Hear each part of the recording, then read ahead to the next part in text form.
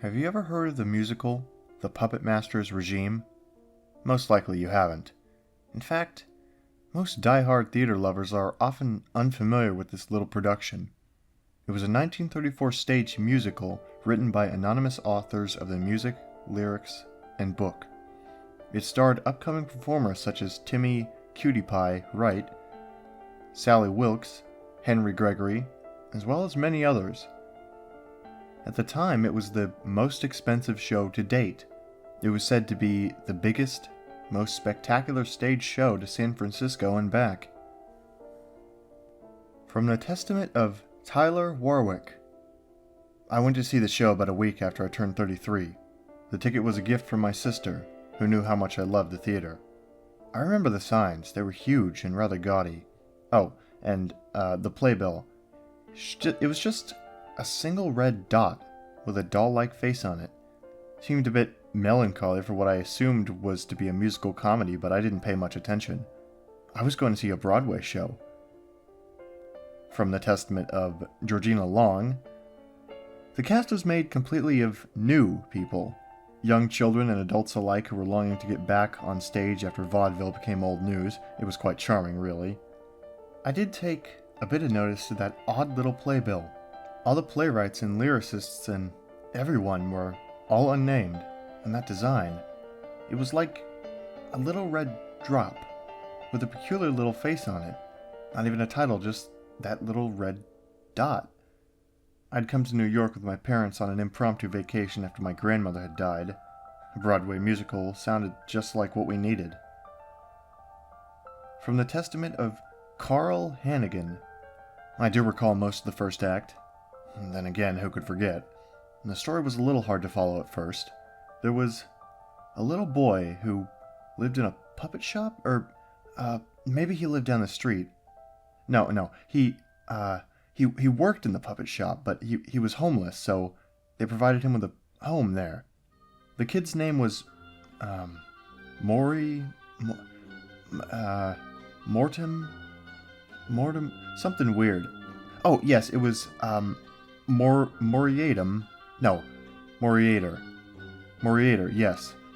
Anyways, Moriator's employer was this old man named Mr. Obisker. I remember his name because the character was unimaginably unsettling, bouncing all around and getting angry, and the little boy, all while keeping his nasal, gigglish voice. And anyhow, the production opened to Moriator and the odd fellow getting into an argument over the boy not doing his work. Then the two of them sang this peculiar number about puppets. It wasn't a normal song, or at least the musicality wasn't normal. The lyrics were very enchanting, and the music did this odd flowing thing about the room. Instruments would get very quiet without losing any power to it. Maybe it was just the acoustics. I'm most likely explaining it all wrong. Oh well. But in time, we got used to it, and the show progressed. From the testament of Gabriel Johnston. This youngster, Moriator, something like that, was quite insecure about his stay in the puppet shop. Very paranoid that his boss would throw him out. I was an aspiring lyricist at the time, and I'd done the lyrics to a few original community theater projects, so I was fascinated with the wording in these songs. I scribbled down a few lyrics after I'd went home. Unless I'm remembering wrong, the little puppet shop boy and Mr. Obi something had an introductory duet, and Moriator went off and had a short lament in a different, much more somber tone. If I stay and do everything right, I can live in the day and steer clear of the night. Out there in the night, in the dark, there's a world of wise. I can hear them whisper, and sometimes I can see their eyes. The eyes comment confused me for a moment, but then I assumed he was meaning the stars. It seemed as though the number was unnecessarily tragic and poorly situated within the show, but it was a minor quibble. Now, Moriator had a girlfriend named Trant and a boyfriend named Adalbit. After interrupting the final note in his lament, they all gushed about how much they loved puppets, but they couldn't afford one from Moriator's guardian's shop, and so they transitioned into this vibrant little song about joining forces to raise money so that they could afford to build their own puppet. After this, the three all headed for school, and the story took a sharp turn in a different direction. Now, they had this really nasty teacher or headmistress named Madame Rapirio, or something like that. They had a reprise of the song from before, and she overheard them, and at first her remarks about the children's fantasies were somewhat comical, but then the light fixed on her, and she sang this heartbreaking little song. What the song was about was up for interpretation. It was somewhat about love, but it had all these little strange puppet metaphors. The only lyric that stayed with me is, "Stroll through the wood cracks, show them your pains, the hole in your throat, and the strings in your veins." Then she just went on this little breakdown or something. I assumed it was a poorly conceived character trait.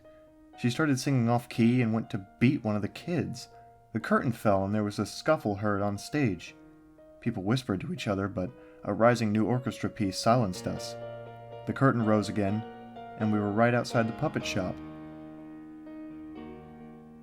From the Testament of Louis Roberts, Moriater and his friends went into the town and sang a song about selling dolls, I think it was?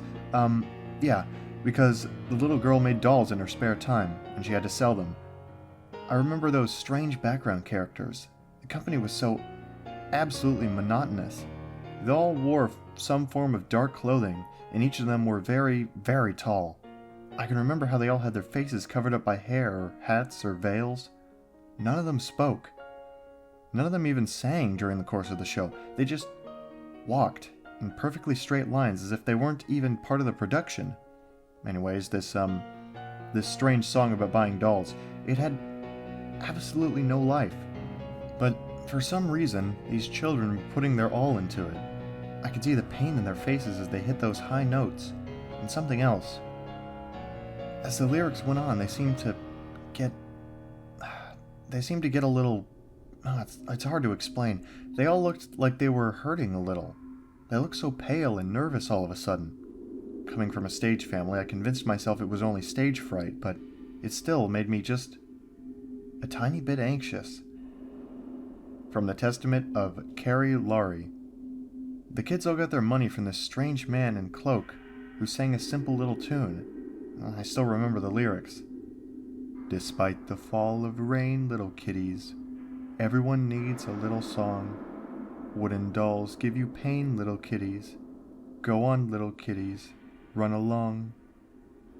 His character was never really explained, but I remember how truly gripping the melody was. So haunting. It got you right there in the gut. Even the little kid actors seemed a bit unsettled by the new turn of the show.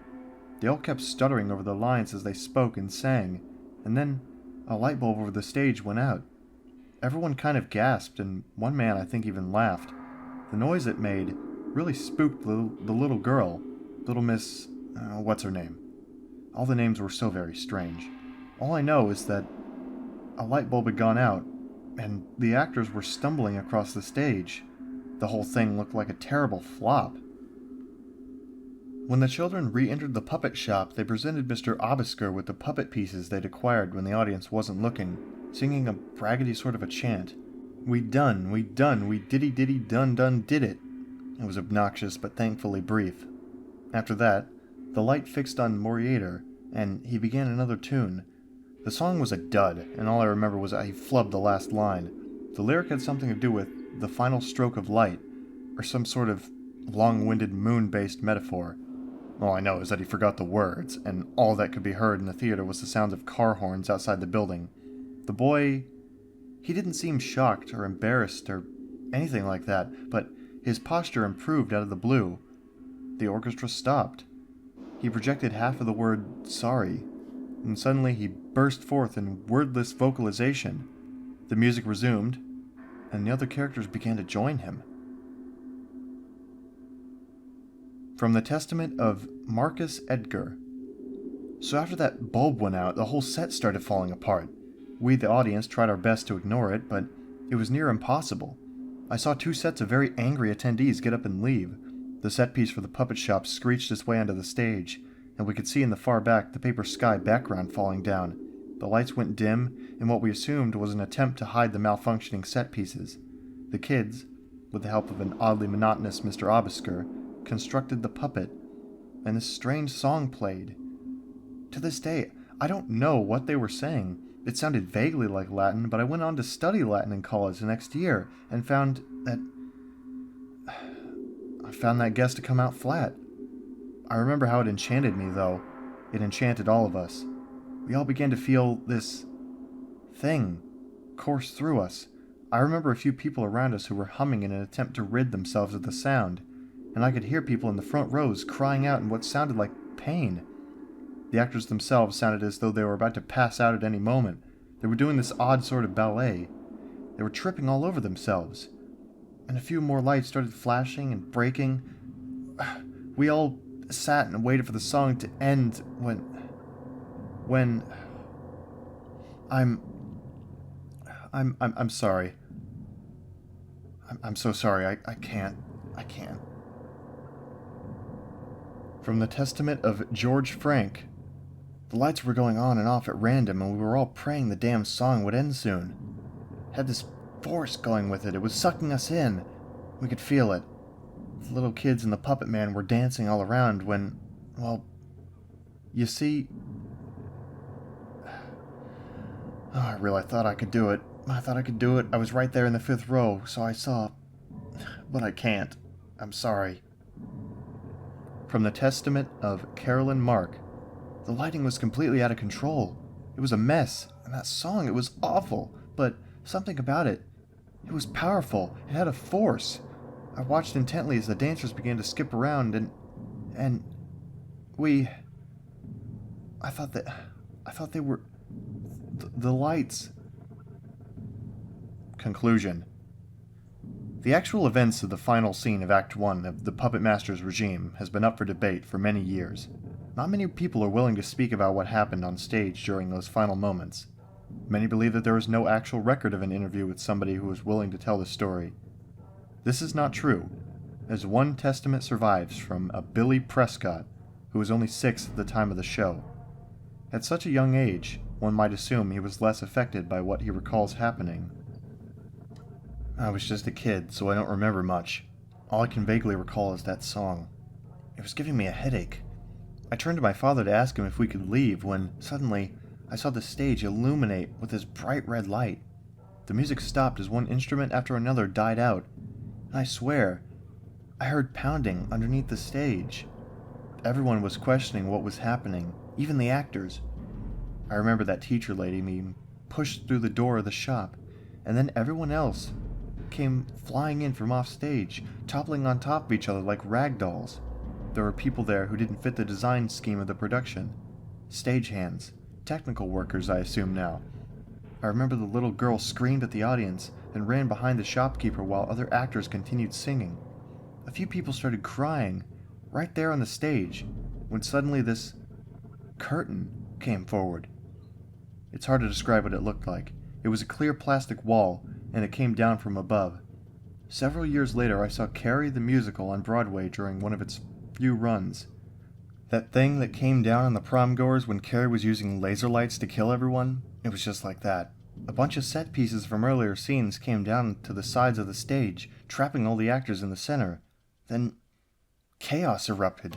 The actors stopped singing and were pounding on the plastic wall, and for some reason they began to back away. As if some unseen assailants were coming towards them, they fled to the back of the stage, all except the little boy. The little boy who hadn't stopped singing. Then, amid all that screaming and crying and shooting, the curtain flew out, and everything was in silence. Due to that odd abruptness, the audience thought it was just a horrible ending to a terrible musical.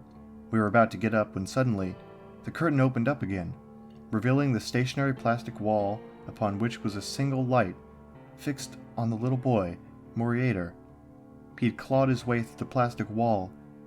We could see the blood on his hands, but the way he looked was... There were strings attached to every part of his body. We could all see his stomach, or lack of anyway. It was like somebody had put a huge ice cream scooper in his belly. He was sobbing all over the stage, twitching and swinging around. It was a sight so unnatural looking, so painful, twisted, and wrong. Even now, I can't really wrap my head around how, but... So everyone looked at him, not knowing what to do, and then... He spoke. "Help me. Please. Help me," was all I could make out, and he vomited and suddenly collapsed. The plastic wall lifted, and the lights all came on. We saw the rest of them. They were all dead. Every one of them looked exactly like the little boy. Everyone had those strings attached, and we watched as all of them, even the little boy, as their strings were pulled on, their lifeless bodies rose on cue, and they bowed. However, we cannot be certain that this is a credible account, but unfortunately, it's all we have to work with. The Puppetmaster's regime sparked horrible debate among the theater companies. Several audience members had to be treated for special therapy for years to come, and the show itself was covered up by the police.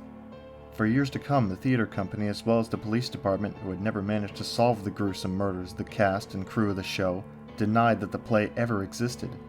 However, in recent years, the story has resurfaced, sparking much new debate on the subject.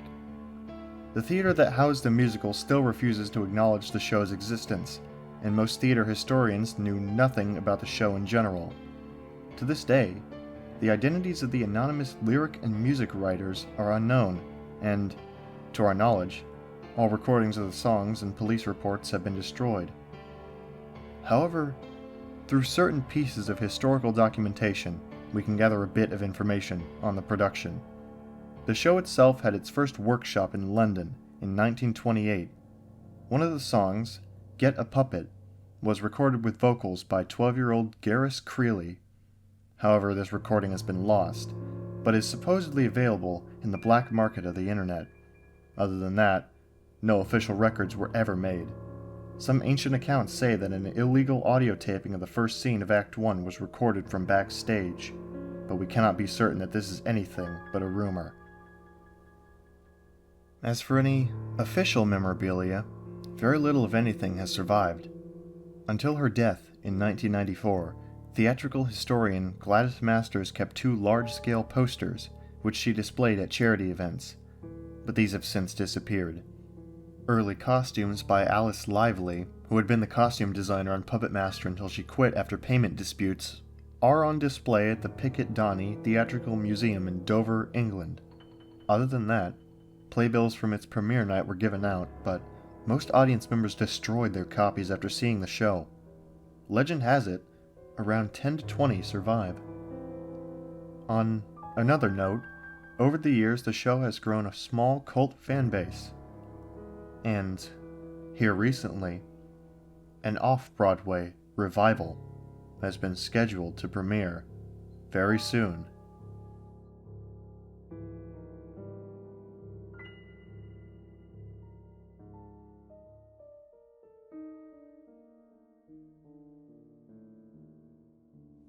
When I last broached the topic of the 1934 musical, The Puppetmaster's Regime, my knowledge was apparently very limited. I had originally believed that all the audience members who entered the theater on that fateful night were deceased, but I was incorrect. One lone audience member, Alice Corley James, who was 9 years old when her grandparents took her to see the show, lives in Connecticut with her grandchildren. I gathered this information after my long investigation as to the theater which housed the unfortunate events of 1934. I found myself on a wild goose chase after a long line of theater owners shoved me in different directions via emails or the rare private meeting.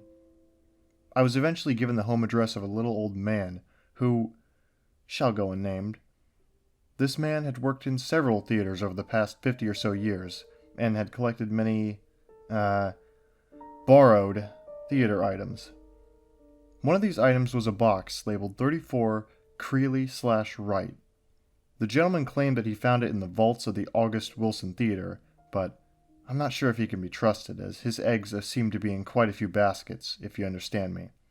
The oddly numbered box contained several sloppily organized papers, all of which detailed the long-awaited production of the Puppetmaster's regime. The most interesting of these files was a bulky folder that detailed the 1928 workshop in London, where the title of the show was originally Moriator's Friends, which was later changed to Moriator's Puppet. As the music was refined, however, the title became The Puppet Dressed in Black, and was finally changed to Puppetmaster, which was the title they used during the actual staged readings. The folder also contained a partial script for the show, although many pages appeared to be missing. None of the song lyrics were shown in the script, although the song titles were printed in their place, along with notes for the young actor playing the part of Moriator. Most of the notes are from the director, a man named Richard Webber, but, one particular note seems a bit ominous. A little less vibrato on this one, Garrus. Make me proud. Make us both proud. Mr. Sheridan. This Mr. Sheridan never showed up on any of the other files. He may have been an uncredited assistant director, but something about his handwriting didn't sit right with me. Some of the song titles are rather fascinating. Tunes with such titles as Never Mind Me, Mister, Moriator Was an Orphan, and Get a Puppet make the production seem like any other. The characters don't seem to be written in any strange way, much to my disappointment. It seems like a harmless little kiddie show, cutesy and upbeat. However, as the script progresses, the notes from this Mr. Sheridan become more evident, and his messages become increasingly disturbing. We loved it the way you used to do it. Stop doing what we never told you to try. Your cheeks puff at the end of this number, Garrus. I love it. He loves it. We both love it. They love it. Meet me backstage after the reading, Garrus. He has a gift for you. Meet us backstage again, Garrus. They love to look at you. Never leave us, Garrus. You're too important to Puppetmaster. After reading up to the scene where Moriator and his friends try to sell dolls, creatively titled The Doll Selling Song, I decided to stop reading and do a bit of research on Garrus Creeley. I was not prepared for the sickening results. Garrus Creeley was born on November 3rd of 1916. His mother had been a vaudeville stripteaser who lacked the funds necessary to support a child, and as a result he was taken in as a 3-year-old by a man whose last name was Sheridan. His first name is recorded differently in many documents. Most people believe it to be either Carmichael or Charles. Sheridan was apparently a Coney Island architect who designed elaborate funhouses and carnival freakhouses. He was also a private composer, having written many vaudeville numbers and Coney Island themes. Garrus Creeley Sheridan was a semi-popular vaudeville performer from 1921 to 1923, upon which he was removed from the Sheridan home after Garrus claimed to have been sexually abused by his adoptive father. Garrus was taken to live with Annabelle and Henry McGregor, a middle-class family living in Upper Manhattan. Annabelle and Henry, in an attempt to rid him of his childhood trauma, relocated to Worcester, England, with Henry McGregor's relatives. Coincidentally, Puppetmaster began rehearsals for the workshop a year after Garrus Creeley moved to England.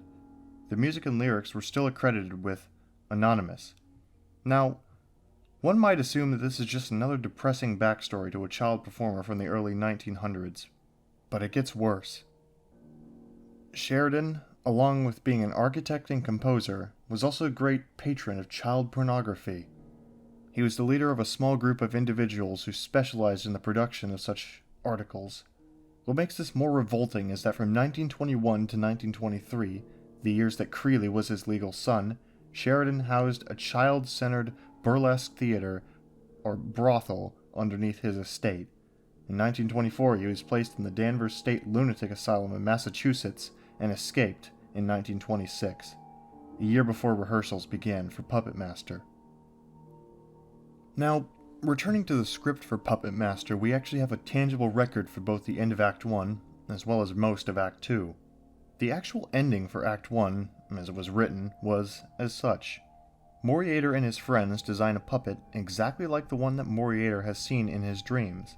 Now, this was explained in a song titled The Puppet Dressed in Black, which I assume was cut in a Broadway production. This puppet then comes to life and calls upon his magical powers to send Moriater and his friends into a parallel universe. Act 2 begins with Moriater finding his friends, as well as Mr. Obiskur, to be asleep and dangling from puppet strings. The musical takes a more operatic theme, and we have 6 songs that are played one after the other without a single interval of speech. The song titles being Never Mind Me Mister, Reprise, I Can Hear Them Sing, What Is This Place?, Moriater's Soliloquy, Wooden Dolls, and The Wind and the Whisperings. After this, Moriater is confronted by the odd man in black from the first act, who, in a long monologue, explains Moriater's deep, passionate sexual longings. Moriater realizes his clandestine emotions in a song entitled Beautiful Music, in which the man and Moriater apparently fall spontaneously in love, and right before they allude to the thought of intercourse, the puppet dressed in black appears, jealous of Moriater's affections. Moriater strips naked in front of the puppet, allowing for the wooden demon to seduce him. Moriater offers his soul in return for the puppet, releasing the ones closest to him. When the children and Mr. Obiskur are returned, the puppet dressed in black and the old man reveal their sole motivations: to punish little children who repress the nature of their sexual responsibilities. They explain this in what would eventually become the show's title song, The Puppetmaster's Regime. Then, in a spout of randomness, the puppet's face turns bright red. He shoves Moriater onto a bed shaped like a hand, apparently raping him. In the epilogue, we see that Moriater's friends have all been returned to the puppet shop, but none of them remember anything about him. As you would assume, this workshop didn't do well at all. Anybody with half a brain could understand why a musical about why children are obligated to have sex with adults and puppets wouldn't work now, let alone in 1928. It was met with such a terrible response that the authorities forced the workshop to shut down, classifying it as child sex tourism. Garrus Creeley was temporarily removed from the McGregor household for their approval for allowing him to participate in the production, when, in reality, the cast members were contractually obligated to never speak about the show to anyone outside the production. A week after Garrus returned to the McGregors, he was kidnapped from his bedroom. This all happened the day before his birthday. After 2 days, the authorities found Garrus at the theater that had been holding the workshops. He was found in the basement of the theater, tied to a bed, being violently raped by Sheridan. Sheridan, of course, was taken into police custody, where he died 2 days later of a lung infection. However, the most disturbing part about the crime scene was described by Officer James Cartwright. We broke through the door, and we were all fumbling down the stairs. We could hear him, Creeley, screaming. We charged into the basement and saw puppets. Puppets everywhere, all of them made to look exactly like a little Creeley fella. There had to be dozens of them all over the room. Some of them were neatly dressed, like little dolls. Others didn't have any clothes on at all. It was so disgusting. I feel sick, just thinking about it. Along with the recorded 76 Garrus Creeley-esque puppets that were found underneath the theater, authorities also found several articles of the occult in Sheridan's makeshift apartment. He had apparently begun to worship an ancient god he called Pedominus, a dark spirit who controlled all of life with invisible puppet strings. Most of the investigators believed that Sheridan had created this god himself using the surplus of insanity he had retained by the time of his death.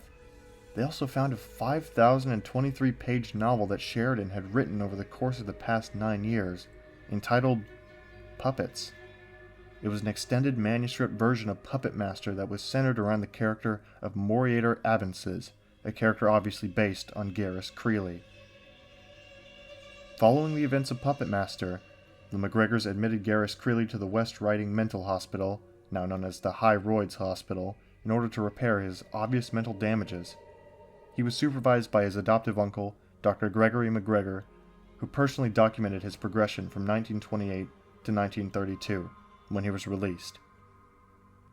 Other than the folder containing information for the 1928 workshop, most of the documents present in box 34 Creeley/Wright are mass jumbles of different documentations, everything from vague police reports to scathing reviews of the workshop, and none of them are in any particular order.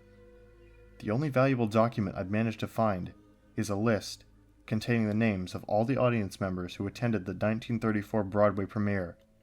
Seeing as how Alice Corley James is still alive and was seated in the 4th row of the theater, I hope to contact her soon in order to continue my investigation.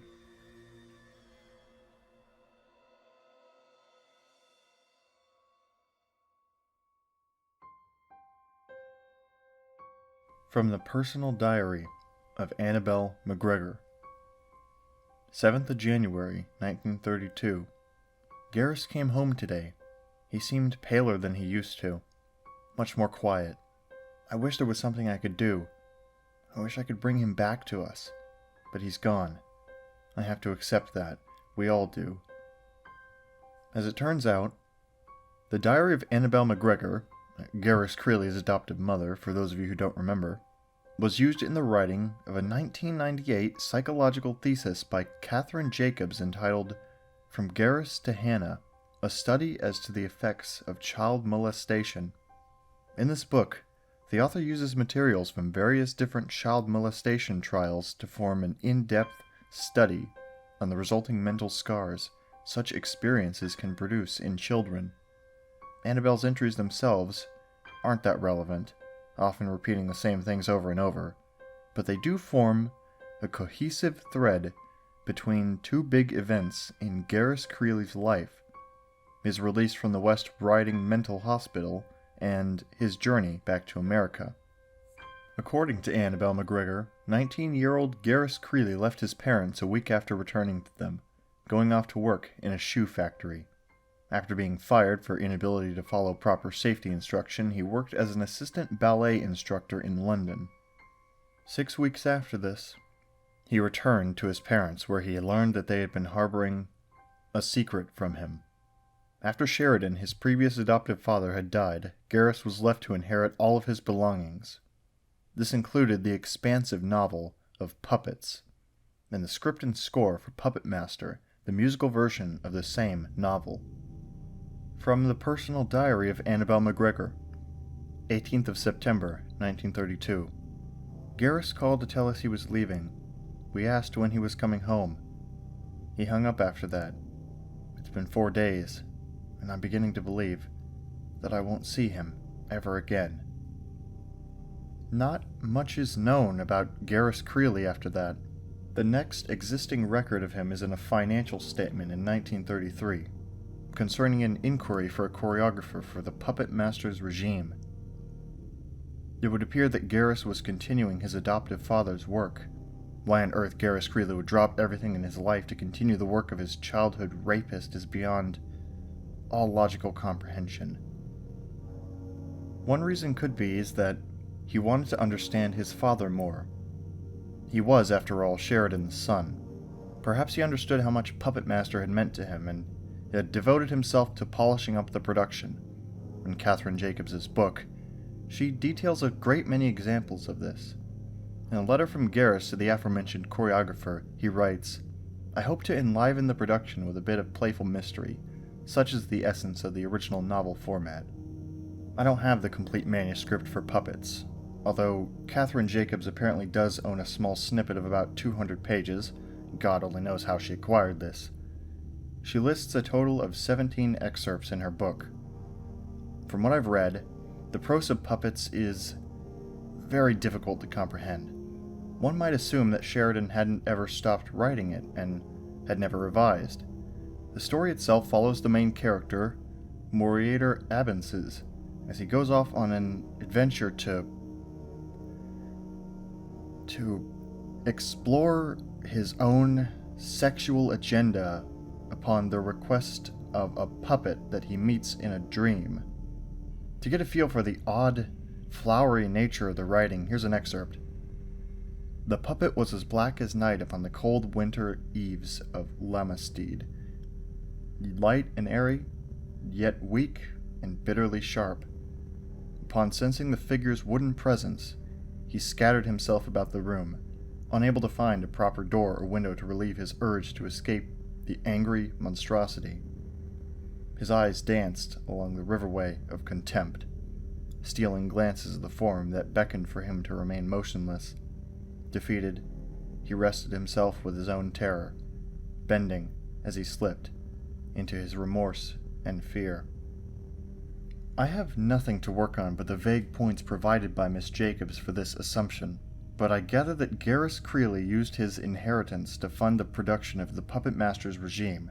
In the box 34 Creeley, right, I found a small folder full of production notes from Garrus that I had glossed over in my previous search. Nothing of great importance stands out, other than the pitch Creeley used to gain attraction of several theater owners who were interested in housing the production. In this, Garrus describes the show as upbeat, fraught with flowery production numbers and a moral all ages can relate to. I feel like this is a good time to bring up my meeting with Miss Alice Corley James. I made sure to phone her grandchildren for permission to visit, for which I was denied 3 times. After I sent the cake, they understood my persistence, and I was granted access. It was a 6-hour drive to the home of Alice Corley James.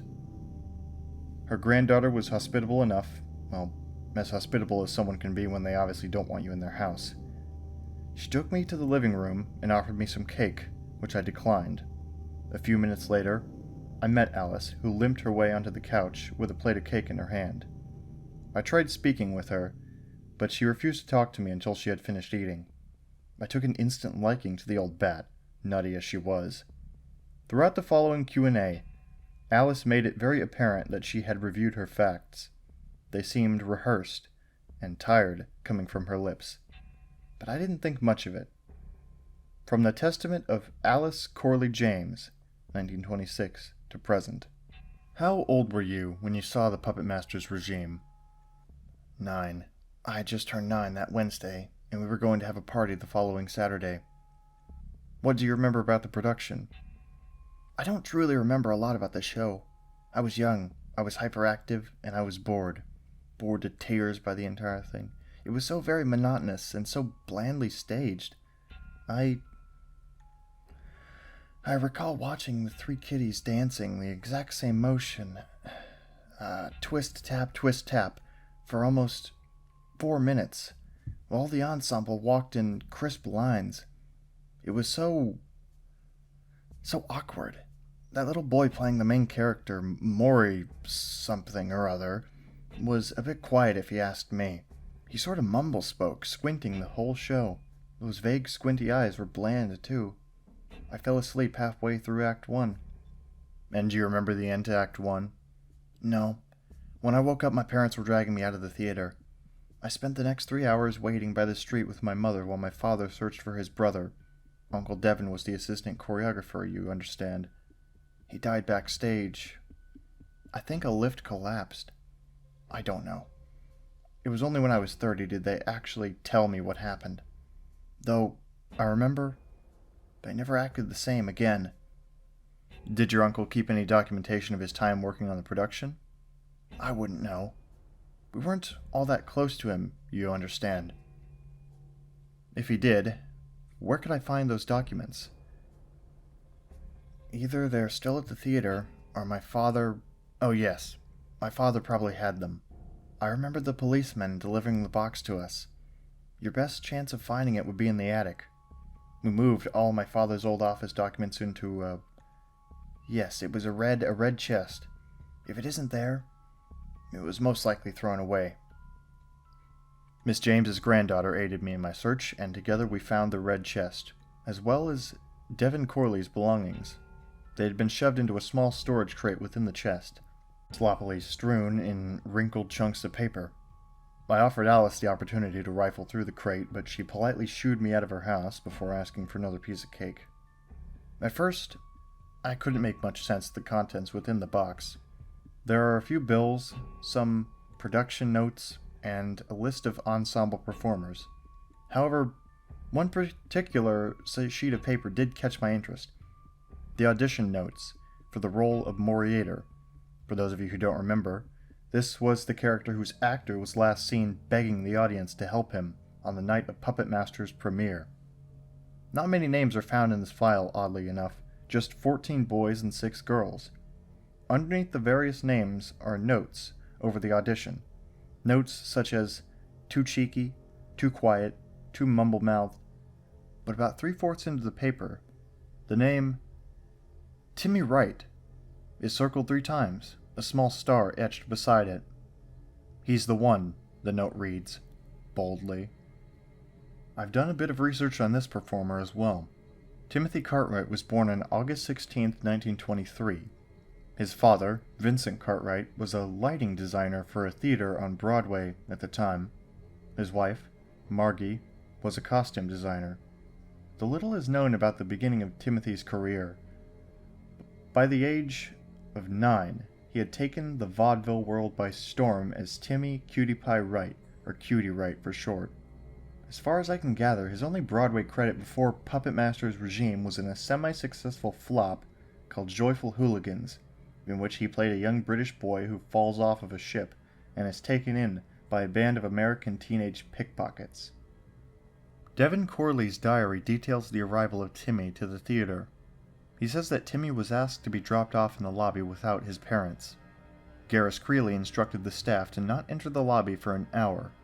At the end of this hour, Garris Creeley himself came through the lobby doors and found Timmy still in his seat by the receptionist desk.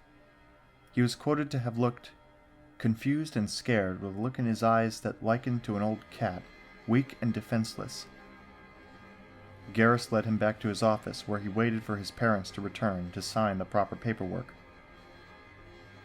The first few entries of Devin Corley's diary describe the hiring of the rest of the casting crew.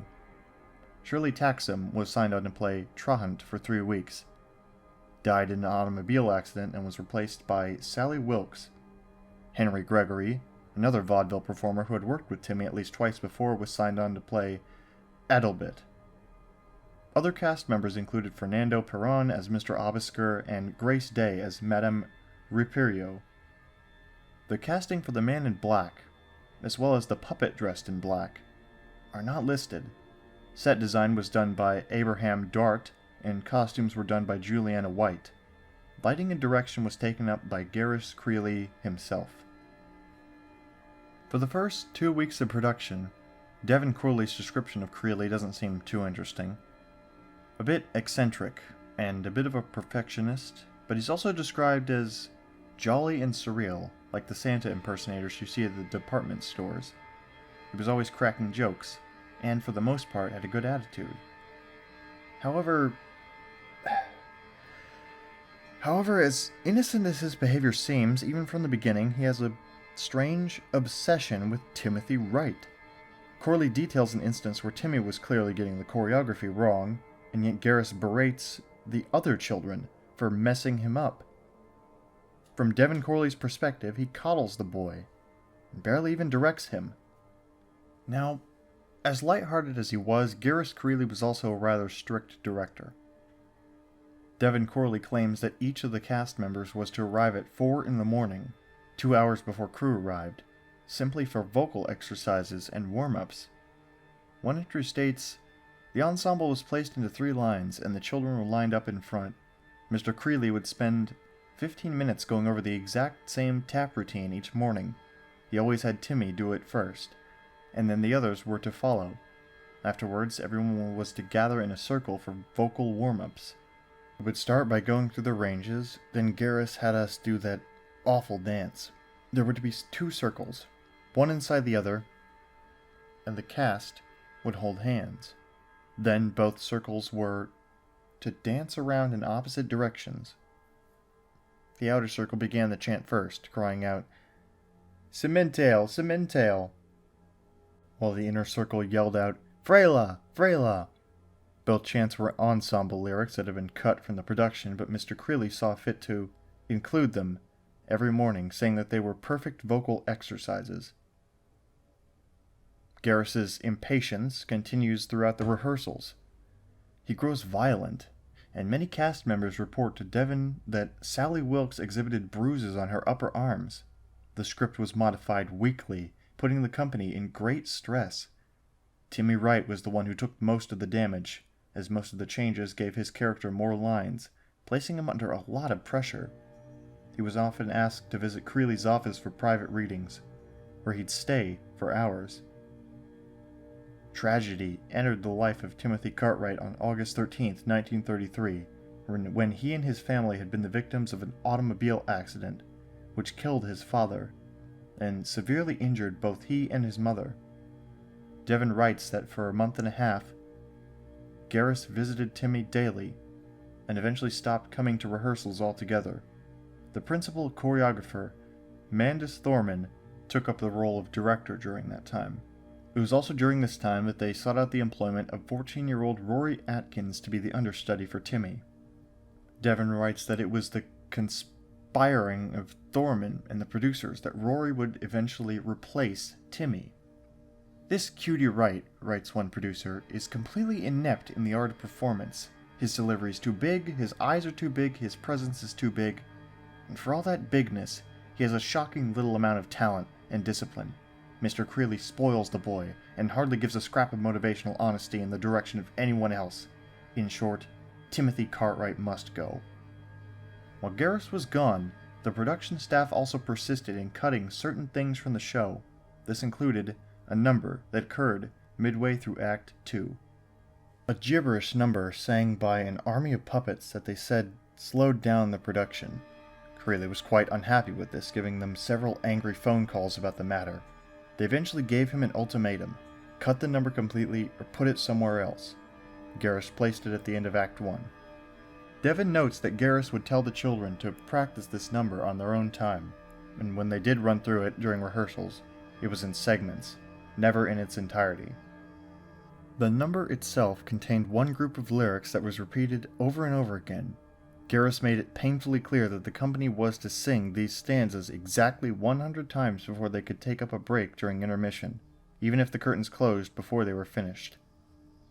Devin's journal ends with a relief from the notes throughout. Instead, he explains an event that he himself was present for. I think it's best to simply copy the section itself. "Nobody was ever allowed in Mr. Creeley's office but Mr. Creeley and Timmy. I assumed Mr. Creeley would want to meet Rory, but he never asked for an audience with him. However, Mandus had instructed me to deliver 3 resignation letters to Mr. Creeley's desk, and I went to my task. When I came in, the room was all musty and hot, like there wasn't even air conditioning there. The windows were drawn, but my vision adapted fairly quickly. I saw that, on the floor, there was a worn mattress with plates and cups all around. I blinked in surprise. Rushing over to the bedding, I saw that it had definitely been in use for quite a while. I wondered, in astonishment, if Mr. Creeley had been living in the theater. When I considered the idea, I did recall that he'd put all of his money into the show, and we never heard him to ask us to send papers to his house, only to his office. Along the far end of the room were a few piles of shirts and trousers. It was still very dark, so I couldn't focus on them too much. I went to set the papers down on the desk when, against my better judgment, I had the urge to snoop around a bit. I looked over the top of the desk, nothing but pens and scrambled folders, then went right to the center drawer. What was inside the drawer frightens me more now than it did when I saw them. Within the drawer was a gun, a bit eccentric maybe, but I thought nothing of it, as well as a worn, hand-painted mask.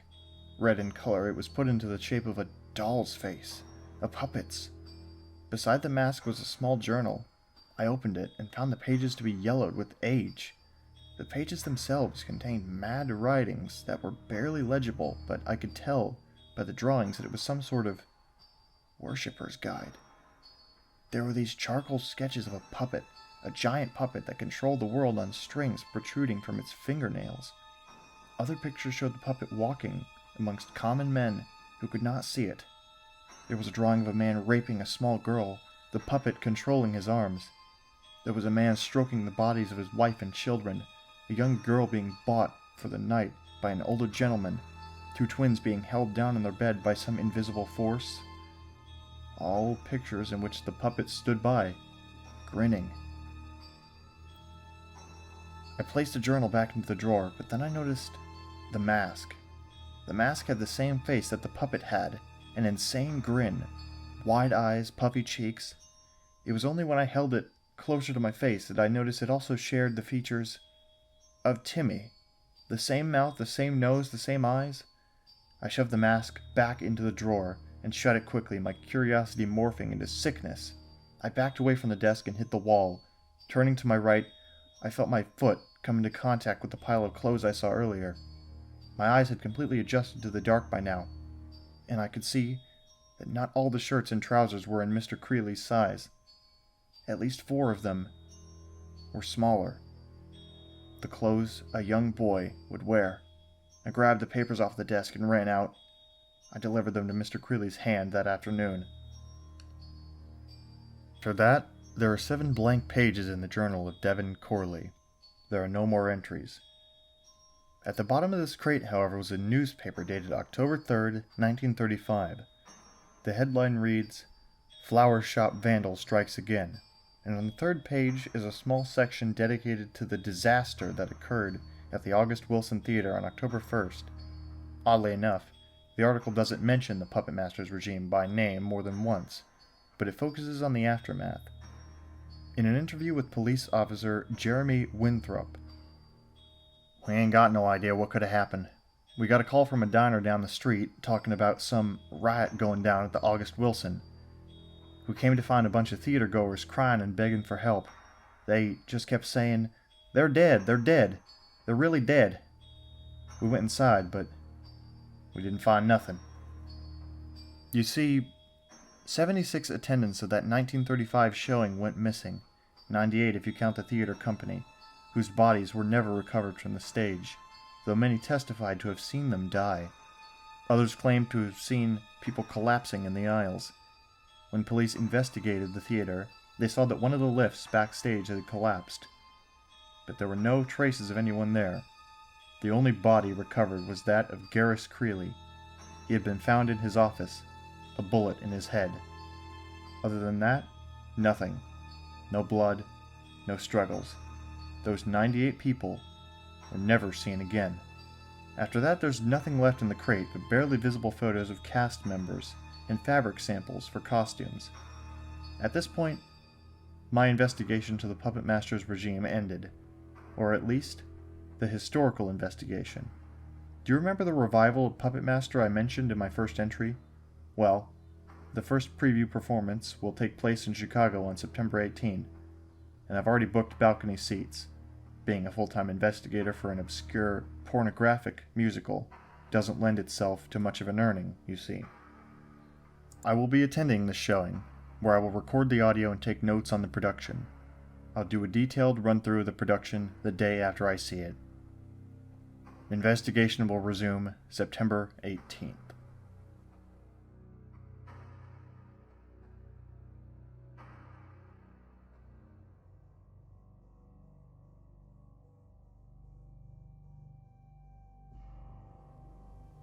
Update, September 20. Alright, I never got around to posting the previous investigation.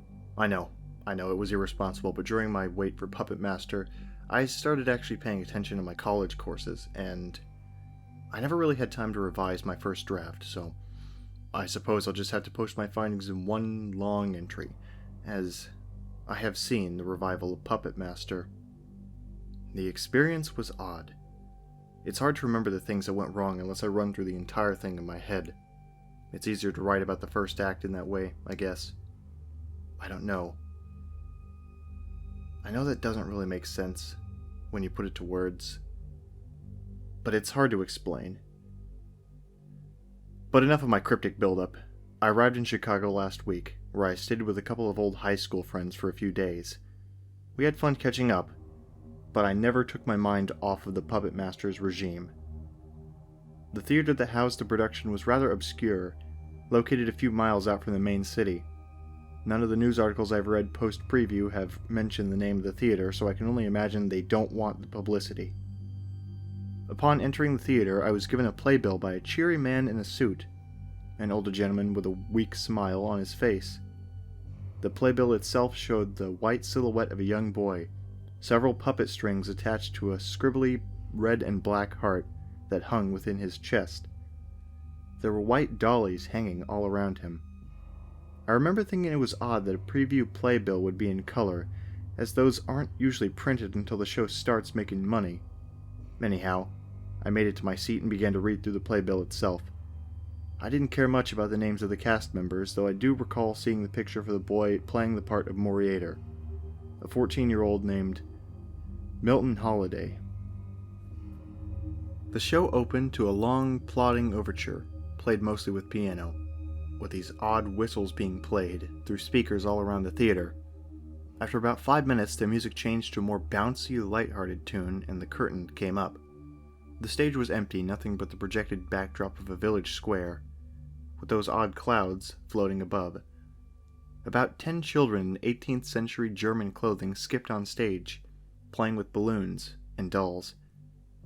As the music progressed, a small mechanical horse wheeled itself on stage. The lights dimmed, and the children stopped. The horse dragged along a cart, upon which a small curtained puppet box faced the audience.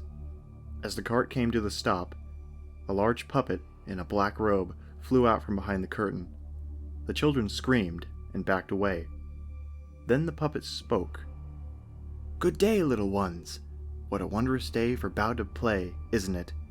Now don't you be frightened, sweetlings. The puppet dressed in black has a tale to weave, and someone has to hear it. Why, even if a story isn't terribly uplifting, it's the relevance of the story that matters, isn't it? Now gather, gather, my popinjays, for this story, I'm afraid, requires the keen ears of a curious child. For only the innocent can see things simply, without the distractions of growth." The children looked at each other, then slowly began to gather around the cart. Once they were all seated, the puppet let out a chilling laugh. "That's the spirit, kiddies," he spoke. "Now this is a story about many things, about love and hate, about dark and light, about the difference between right and wrong, and the difference between wrong and right. But at the core, this is a story about a little boy named Moriator." And with that, the light in the cart fades away, and a light fades in on a small boy holding a broom, smiling proudly, Moriator. The rest of the prologue is rather bland, and I can't remember or decipher the audio too much of the exposition. The puppet, Moriator, and Mr. Obiskur share a song. We learn that Moriator was an orphan who Mr. Obiskur found on the side of the street 5 years ago, and has since put him to work in his puppet shop. The costumes from this point on seem much less historically accurate from the opening scene. Everyone's costumes seem faded and bland in color scheme, but much of the outfits are ridiculously frilly and layered. Some of the story's exposition has changed. For example, Moriator's last name, Avances, had been reapplied from the novel on which the story was based. The staging and set design is oddly reminiscent of Andrew Lloyd Webber's The Woman in White. Most of the sets are made up of hyper-realistic projections that give the illusion of a moving camera. However, unlike The Woman in White, there are far more set pieces which actually have moving images projected onto them, like the revival of Sunday in the Park with George. For example, during one of the opening songs, I Can Hear Them Whisper, we see Moriator sweep up around the puppet shop. We watch as the front desk and 2 puppet display shelves spin around on the turntable as the projected background spins slightly faster, adding in ominous shadows and subtle lighting changes. It was dizzying, but effective. Most of Act 1's exposition seemed rather harmless in my opinion. It almost seems like the start of a Disney show. However, I did find my inner critic rolling his eyes at some of the puerile lyrics, my personal favorites being, "He pretended he was crying, though they told me he was lying," and "He was a sickly boy, knowing not of joy." However, upon comparing the new version to what I've heard about the other two, there are some significant changes to the show. For example, the character of Madame Riperio has been cut completely. After the cutesy song Get a Puppet, we are taken to the center of the village. Here, we have one of the songs that had been cut in previous versions, entitled Whittleton, in which the villagers celebrate a holiday of the same name. The celebration focuses on villagers dancing around with puppets and dolls made out of random objects such as twigs, scraps of clothing, and corn stalks. The music is charming, like a folk song, although the lyrics don't seem to make much sense. Dancing as we pither through the withering and woe, evermore aligned along the ever-growing row, eyes without a trace of tones or livelihood, and so rise and rejoice for Whittleton's song, and the willows will wander all Whittleton long. Here, the song where the children sell dolls is used as a bridge in the Whittleton sequence. Another change is the rearranging of The Wind and the Whisperings, a song that was originally played in Act 2. In this new version, it is sung monotonously by a group of black-clad people mourning the loss of a young girl, a rape victim. The sequence itself, it's so strange. Around 8 people walk on stage, 4 of them carrying a small open coffin. The lighting goes from yellow-orange to blue, and the chorus drones on for about 8 minutes as they somewhat explain how this girl died. The wind was her muse for play, and she pranced along the river way. She slipped along the sides of the weeping willow's hairs, and she danced along the river way with nary a remorse. The whisperings from far away, calling out for her to stay, she stayed there with the wind and the whisperings of yore, and she danced with him until he saw fit to take her source. Again, this uncomfortable ensemble song goes on for about 8 minutes. From what I could assume, the little girl had been playing along the river when a man asked her to stay with him until nighttime, where he raped her and tried to drown her before a policeman stopped him right as the girl had perished. Other than that, Act 1, or most of Act 1, seemed the same as the other versions. Given there was a small bit where a girl with a puppet mysteriously appears and disappears while Moriater sweeps up the shop, and a random scene right before the finale in which Mr. Obiskur sings about the hardships of raising Moriater, a song reworked from the same song Madame Ripario sang in 1934. The finale song itself, which so many people had claimed held some sort of force to it in the 1934 production, didn't seem all that powerful. This may be due to a rewrite. The 1934 version was said to be significantly longer than the 1928 workshop, at around 12 minutes of non-stop gibberish lyrics. This version has a reprise of The Wind and the Whisperings, followed by a few verses told through the odd language. The lyrics are, in fact, somewhat odd-sounding after 2 minutes of non-stop strobe lighting, but I wasn't that affected by it. There weren't any deaths after the finale, at least, though intermission did last 10 minutes more than it was supposed to due to technical difficulties backstage. Act 2 was where most of the changes seemed to be. It began with the light on Moriater being strung up on ropes like a puppet, his friends and Mr. Obiskur hanging on either side of them. A new song plays where all the songs from Act 1 are placed into a montage, while the Act 1 finale music plays in the background.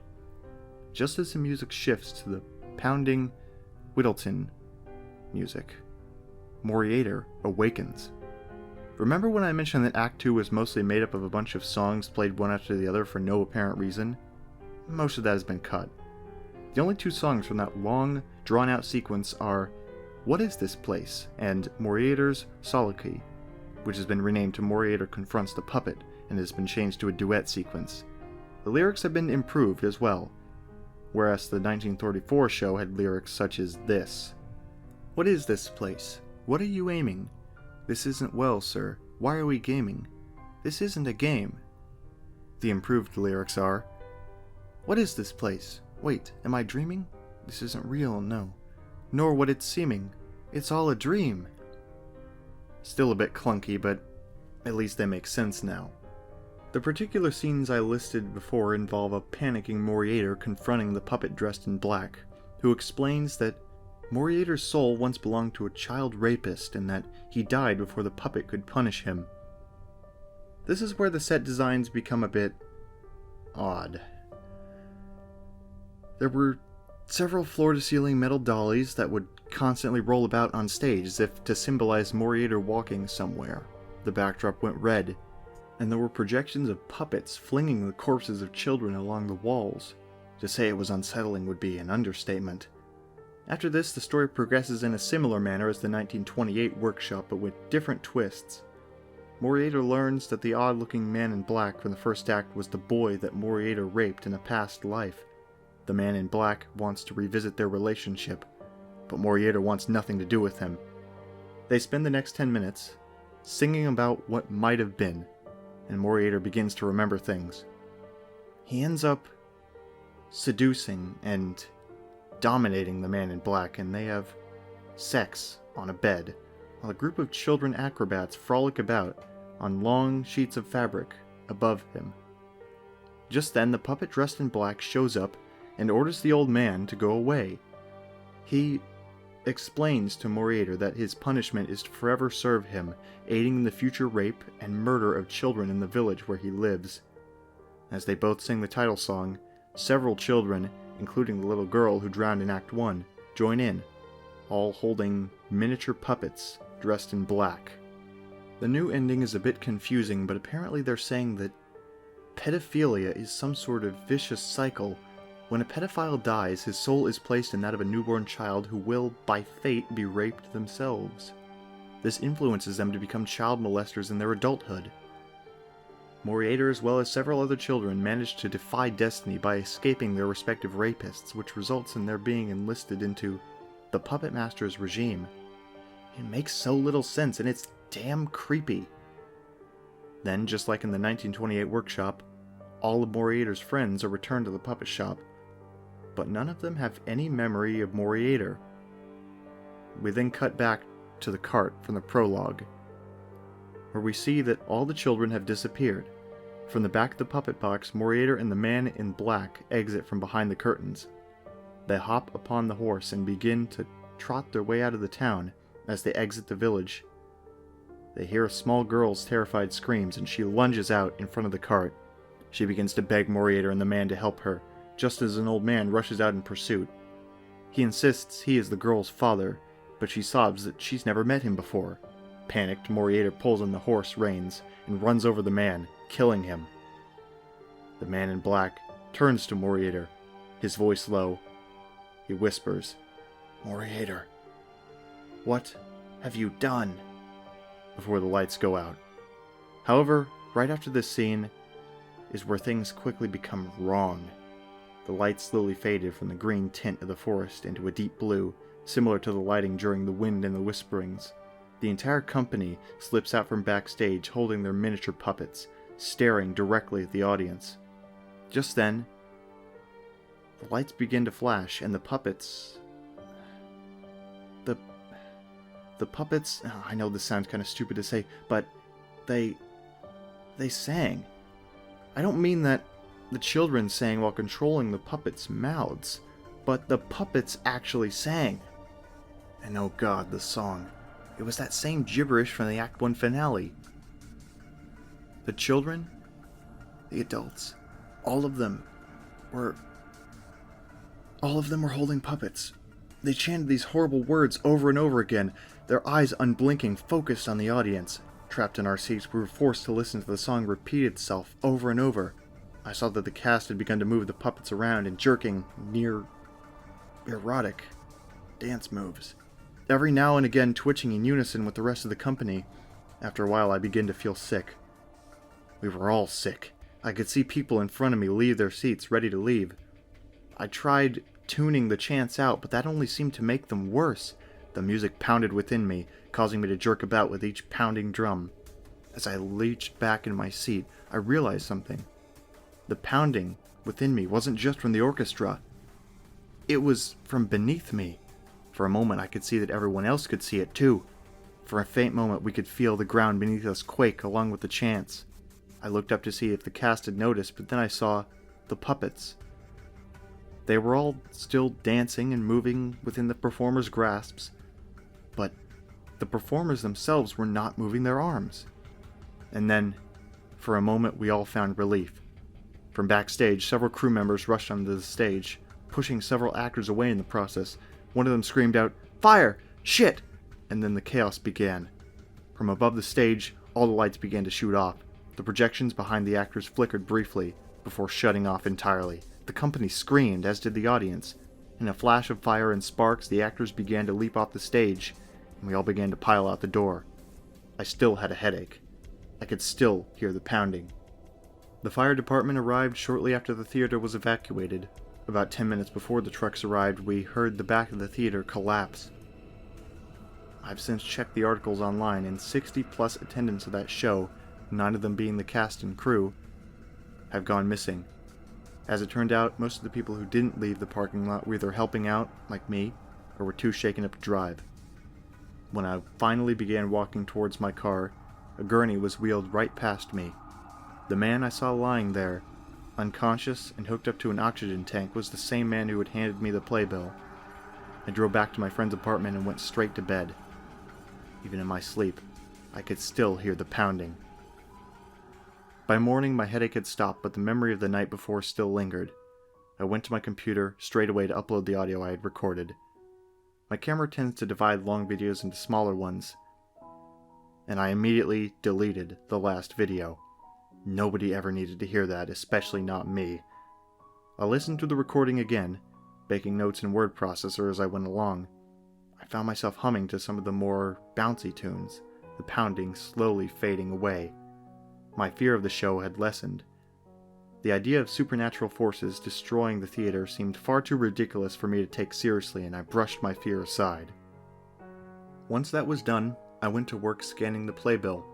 After scanning the front, I went to work scanning the interior pages. A bit curious, I skimmed through some of the production names. It was then, right there, on the third page, I saw the picture of the man who had handed me the playbill.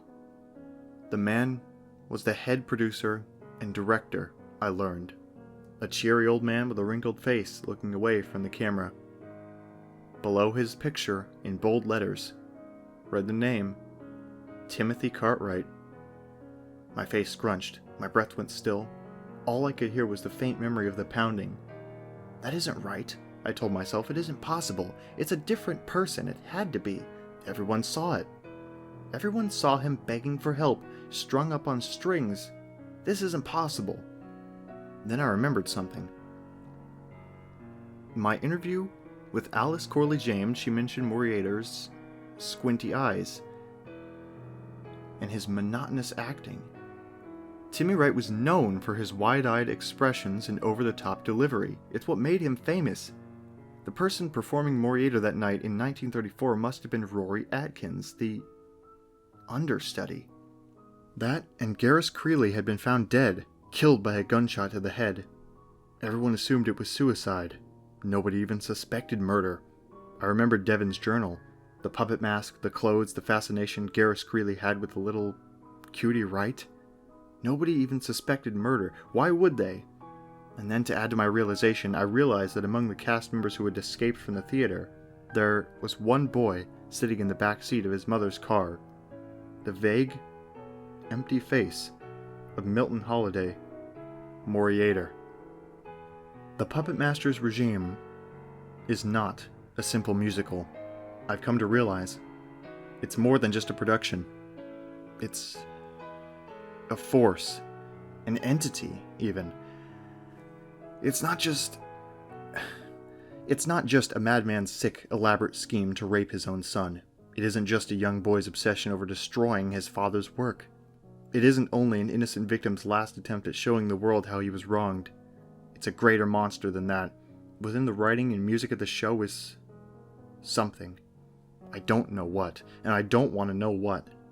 Some kind of monster that refuses to die. People who saw the Puppetmaster's regime in both 1928 and 1934 were said to have suffered from lifelong mental effects, causing them to hum tunes they had only heard once. Even now, as I type, I quietly hum the sick, demented tune of Never Mind Me, Mister. When I sleep, the wind in the whisperings refuses to rid itself from my subconscious. I find myself thinking about this production night and day, singing and thinking about possible depths to certain subplots and songs. What's worse is I know that someday another revival of the demented work will make its way onto the stage. Milton Holiday is still alive, isn't he?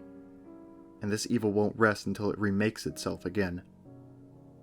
I've decided not to post any more of my findings. This includes the audio taken of the revival, and I suggest that none of you attempt to look further into the matter. At the end, it's simply isn't worth it. A few days after writing this, I read a few articles about the fire in the theater. Those 60-plus missing people? The fire department has been searching through the rubble. None of the bodies have been found.